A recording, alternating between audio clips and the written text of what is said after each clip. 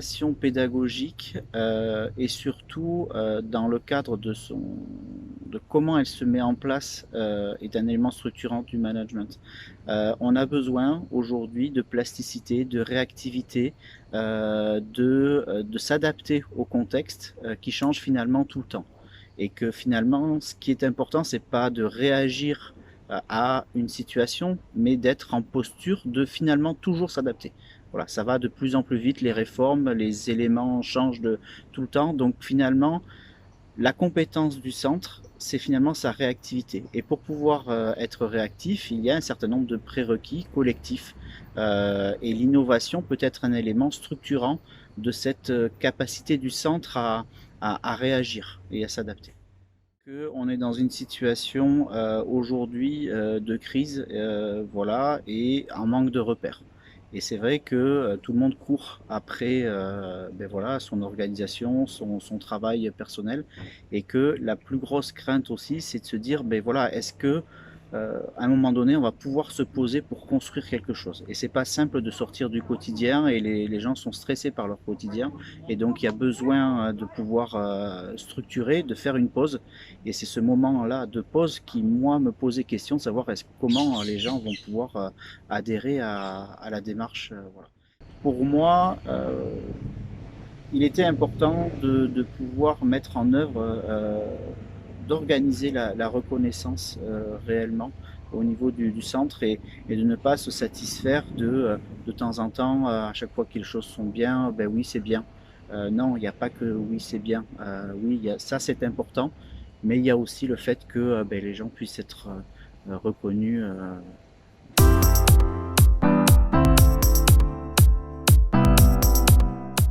Il y a plein de choses qui se font, mais c'est pas suffisamment reconnu, et surtout, ça reste au niveau de personnes, d'individus, voire de mini-collectifs. Voilà.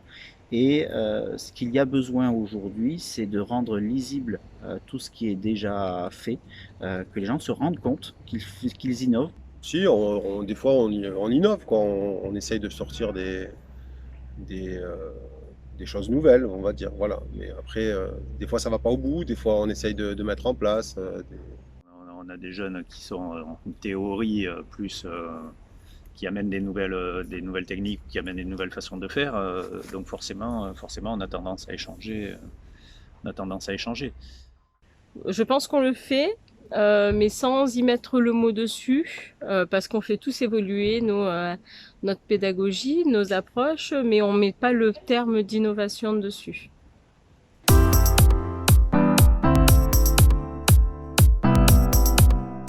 Ensuite, ben voilà, j'en ai parlé dès le mois de mai pendant le confinement. J'en ai reparlé après le confinement en juin, en juillet. On a reparlé à la rentrée des personnels. Et donc là, voilà, avec un mail aussi la semaine dernière de réexplication.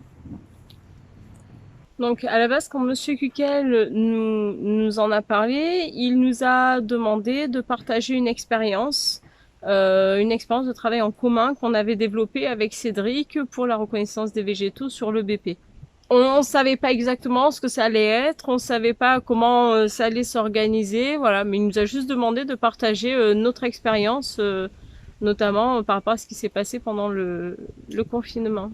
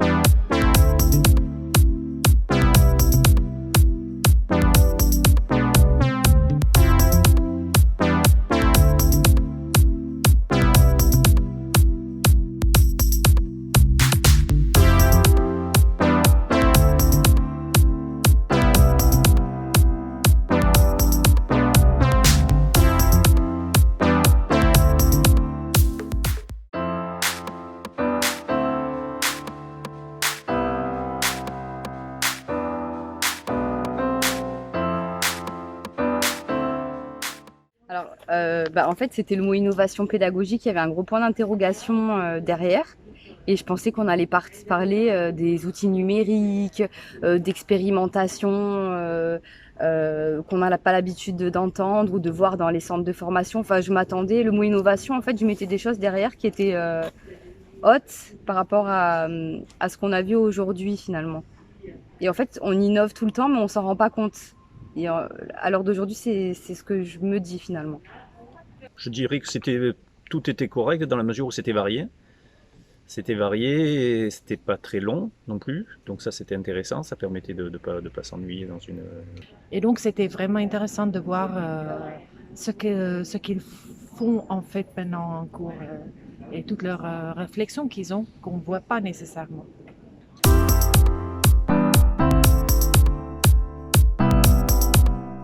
Alors comment j'ai trouvé la présentation de l'action? Je l'ai trouvé très claire. Je m'attendais pas à ça en fait. Je m'attendais pas du tout à quelque chose d'aussi bien présenté. Je trouvais que c'était bien mené, c'était bien étudié. Les enquêtes qui ont été faites, elles ont été très claires. Je trouve qu'il y avait tout dedans, quoi.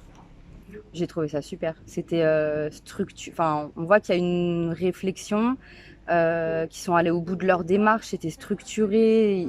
Ils ont pris le temps de faire un questionnaire, d'étudier les retours qu'il y a eu. Enfin, ils ont vraiment investi tout leur univers en tant que formateurs au final pour réussir à répondre à un besoin, à une attente. J'ai trouvé que c'était super bien construit en fait. La présentation d'action, oui, correcte. Hein. C'était clair et net avec le diaporama. On a rencontré plusieurs difficultés avec Cédric. La première difficulté, ça a été vraiment d'arriver à prendre suffisamment de recul pour pouvoir analyser et mettre des mots aussi sur certaines choses qu'on a fait peut-être d'une façon assez intuitive. Après, ça a été difficile parce que on voulait rendre les choses un petit peu plus attrayantes, donc savoir comment est-ce qu'on allait organiser ça pour pouvoir à la fois avoir une vision globale du PowerPoint, d'où la petite frise qui avançait, et aussi pour qu'il y ait suffisamment d'informations, mais que ce soit pas non plus trop lourd pour les personnes qui regardaient. Je pense qu'ils ont été tous assez bienveillants. Ça a été bien accueilli. On n'a pas eu de retour négatif de personnes qui auraient pu se sentir, on va dire, un petit peu lésées ou pas, ou qui auraient été un peu plus dans le jugement. Donc non, on est assez, je parle aussi pour Cédric, on est assez content de ce retour-là. Oui.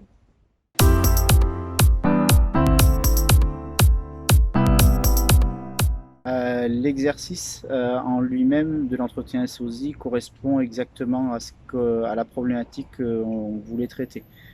C'est l'exploration d'une pratique professionnelle concrète. On a pu voir à certains moments que la personne qui témoignait n'avait pas préparé un certain nombre de questions, ne s'était pas posé un certain nombre de questions, et on l'a vu réfléchir. On l'a vu aussi se rassurer en donnant les informations au SOSI. Et là, voilà, il y a quelque chose qui s'est passé au niveau de la conscientisation de l'activité. Et en fait, c'est marrant de voir le formateur confronté à des questions qu'il n'avait même pas lui imaginées, alors que c'est lui à la base qui donne les cours, etc. C'est ça qui est intéressant. Et ça me fait penser un peu j'étais accompagnatrice VAE à une époque. Et en fait, quand on connaît pas les activités de celui qui est en face de nous, c'est là où on va poser des questions pertinentes et qui va en ressortir des choses super intéressantes. Et du coup, c'est ce que j'ai retrouvé dans ce qui s'est passé ce matin. Je m'étais pas préparée peut-être de la bonne façon. Donc au début, ça a été un peu compliqué pour rentrer, on va dire, dans le jeu en quelque sorte. Mais là, encore une fois, c'est un exercice qui est vraiment difficile. D'arriver à décortiquer tout ce que l'on fait, parfois de manière intuitive ou parfois par routine, d'arriver à tout décortiquer pour pouvoir ensuite l'expliquer. Et c'est vrai que dans la vraie vie, si on doit être remplacé par quelqu'un, c'est par un collègue de la matière. Donc il y a plein de choses qui sont automatiques entre collègues. Et là, le fait qu'elle ne connaissait, qu'elle était complètement à l'extérieur de ma matière, ça m'a demandé de gros efforts pour arriver vraiment à tout organiser pour que ce soit le plus cohérent possible pour elle aussi.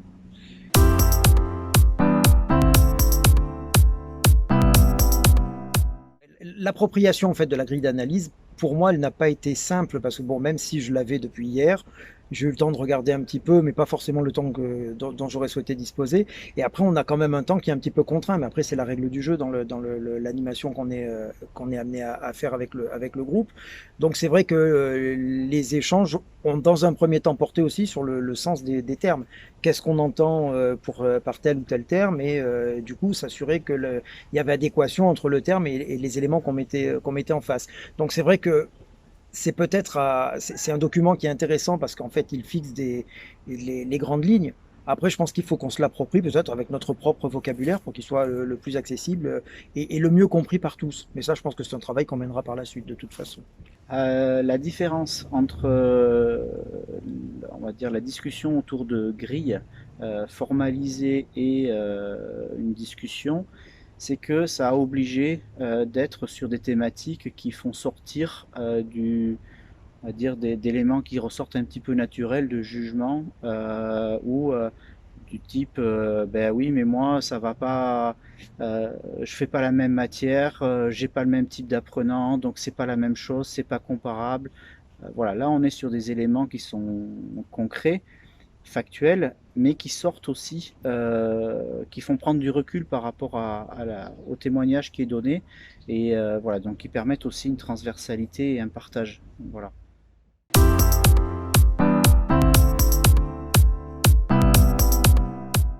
Non, globalement, ça s'est bien passé. L'animation, il n'y a pas eu de difficultés particulières, sauf effectivement voilà, sur l'explicitation des termes et la nécessité d'être un petit peu plus précis et d'être en capacité de répondre aux gens qui étaient dans le groupe et qui étaient évidemment en attente d'éclaircissement sur certains points. Mais après, bon, ça a été un échange et de ce fait, on a pu arriver à une définition qu'on a considérée comme acceptable et compréhensible par tous. Ah oui, non, très, très, très bien passé. Mais j'ai des partenaires dans mon groupe. Les formateurs étaient vraiment très sympas. Mais ils sont toujours sympas dans des animations comme ça. Parce que on n'a parfois pas assez de fois des sessions de recul, prise de recul tous ensemble. Donc, pour eux, c'est le moment de s'exprimer, de aussi faire quelque chose de constructif pour leur travail. Et pour moi, c'est toujours un plaisir de travailler avec les formateurs. Ouais. Donc, très bon groupe. Voilà.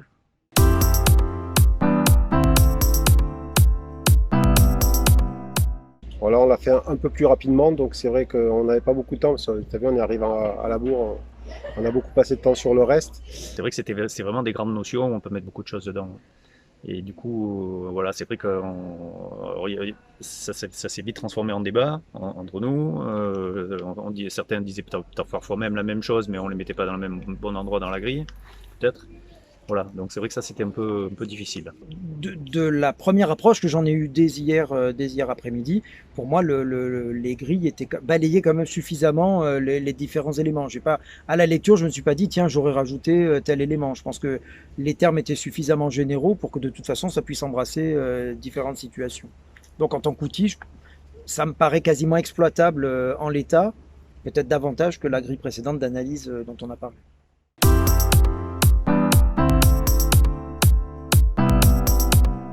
Vraiment dans la bienveillance. Il n'y a pas eu de jugement, il n'y a pas eu de... Voilà. Et surtout, je trouvais que toutes les analyses se rejoignaient sur plusieurs points, sur le fait de bien connaître le groupe, de faire partager, de rendre plutôt acteur, de favoriser aussi la solidarité. Donc je me suis dit, voilà, quelque part, effectivement, c'est ce que j'essaye de transmettre dans mes séances de cours. Et puis j'ai été étonnée parce que je pensais pas faire autant de choses aussi. Donc du coup, voilà, ça a été plutôt intéressant comme retour sur expérience sur mes pratiques professionnelles. Ah non, c'est indispensable de voir ce que peuvent penser, enfin la manière, voilà, on est plusieurs groupes, ils ont la même fonction mais ils voient les choses différemment. Donc c'est super important de... Je me suis vraiment retrouvée dans chaque retour. Et voilà, vraiment encore une fois très étonnée parce qu'on n'a pas forcément toujours la sensation de faire autant et de développer autant de choses quand on est nous-mêmes acteurs. Et voilà, le fait d'être spectateur de ce qu'on fait, c'est alors encore une fois, j'ai trouvé ça assez intéressant. C'est de la critique constructive. Donc ça me donne des pistes aussi pour l'évolution de certains on va dire, de certains domaines, pour développer certaines séances. Donc voilà, encore une fois, tout est assez positif dans, on va dire, sur cette activité-là.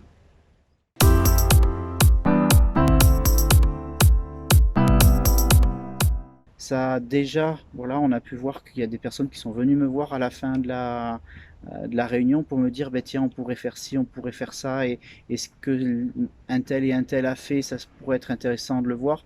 Voilà, je recherchais cette mise en mouvement et cette volonté de vouloir partager, de mettre en place un certain nombre de choses. C'est ce que je recherchais. Pour moi, l'effet est atteint. L'objectif est atteint.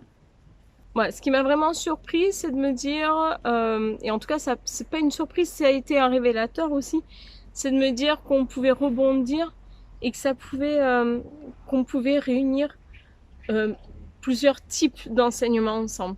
Et ça, c'est quelque chose qui peut être intéressant à travailler dans le futur, vraiment pour montrer la cohésion et la cohérence des différents modules d'enseignement dans, en tout cas, nous on a parlé du BP, et de pas placer qu'une matière au centre, arriver à faire des liens et tisser une toile avec tous les autres. Cet exercice est effectivement potentiellement structurant du développement des compétences parce qu'on va toucher à la situation significative de travail. Voilà. On est dans le vrai, on est dans l'analyse d'une situation vraie de travail.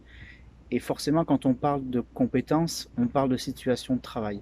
On n'est pas dans la lecture d'un référentiel ou de différentes activités, de tâches. On est bien sur comment est-ce que les gens se débrouillent pour régler un problème professionnel. Donc là, c'était un exemple d'exercice pédagogique. Et là, on touche concrètement à la compétence. Voilà, sur une situation complexe où il doit y avoir des réponses qui sont données. Et c'est ce qui manque aujourd'hui. On manque de références en situation significative de travail de formateurs ou d'enseignants pour pouvoir reconnaître, évaluer et éventuellement accompagner pour résoudre les problématiques qu'ils rencontrent. On ne vit pas dans un monde parfait. Ça ne sera jamais parfait.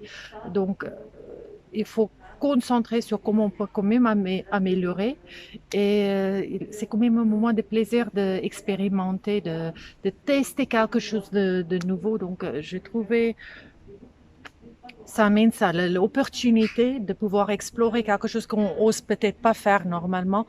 Voilà.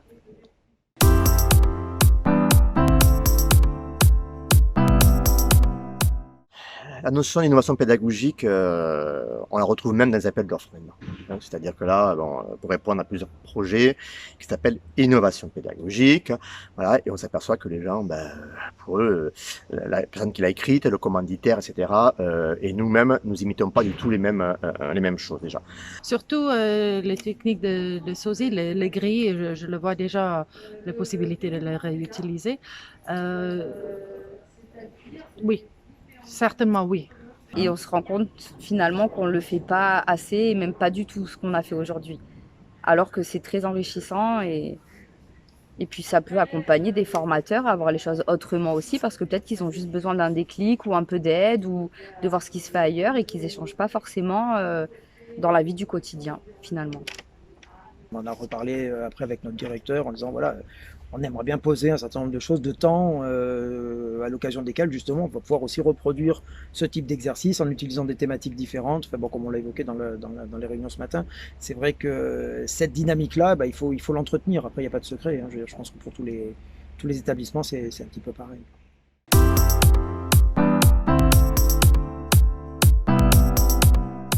faut y aller, il faut se lancer. Il ne faut pas avoir peur aussi de changer les méthodes de management et d'accompagnement.